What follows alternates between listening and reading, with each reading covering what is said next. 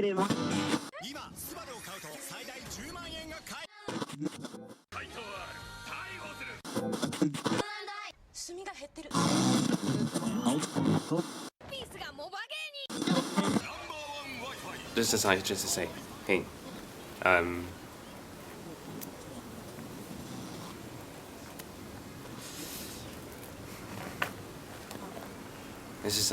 it's just like,你好，谢谢，谢谢，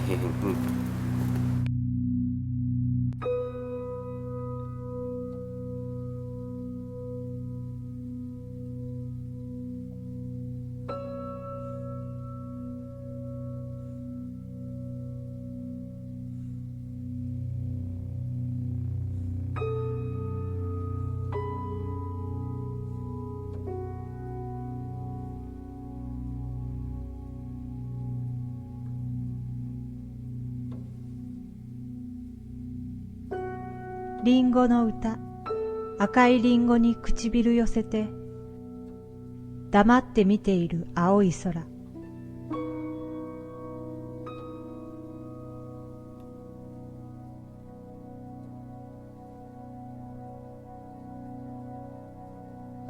リンゴは何にも言わないけれど、リンゴの気持ちはよくわかる。どなたが言ったか嬉しい噂。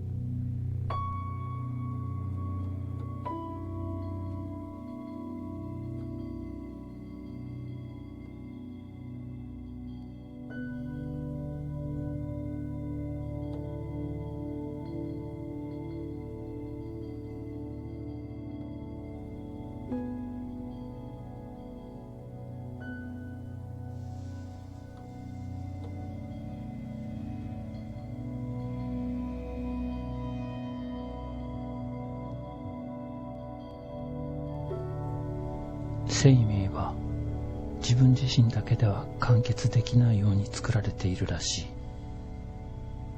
花もめしべとおしべが揃っているだけでは不十分で、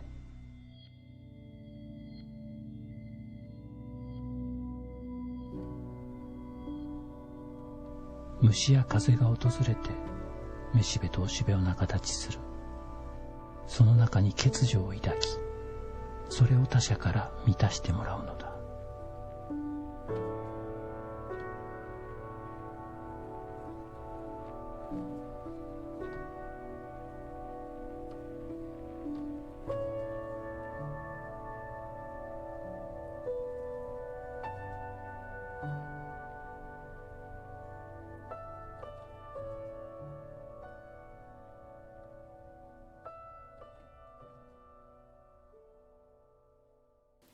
Oui, bonjour, alors je suis Pierre Rameau, je suis interne à l'hôpital Sainte-Anne dans le service dédié aux troubles du voyage sous la direction du professeur Ota.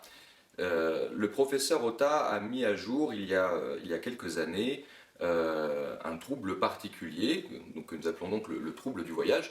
Et le cas le plus emblématique, me semble-t-il, et celui dont je suis en charge en tout cas, est celui des touristes japonais qui sont en voyage, soit d'affaires, soit de tourisme, à Paris. Donc nous avons appelé ce cas le syndrome de Paris. Alors en quoi cela consiste?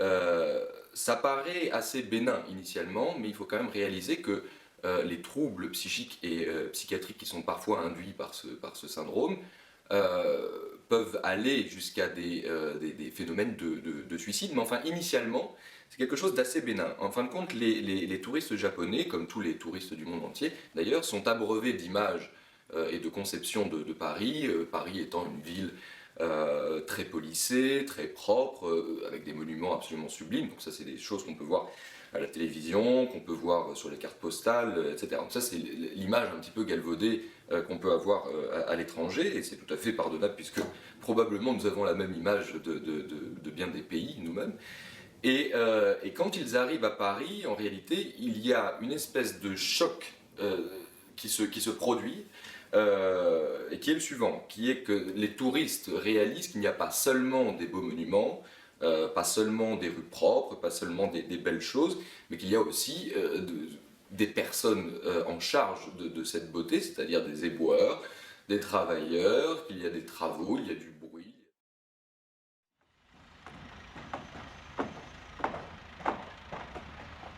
あの子良い子だ、気立ての良い子。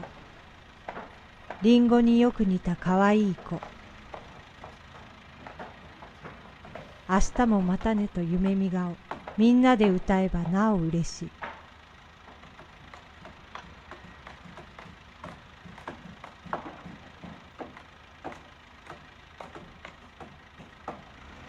無関心でいられる間柄、時に疎ましく思うことさえも許されている間柄、そのように世界が緩やかに構成されているのはなぜ？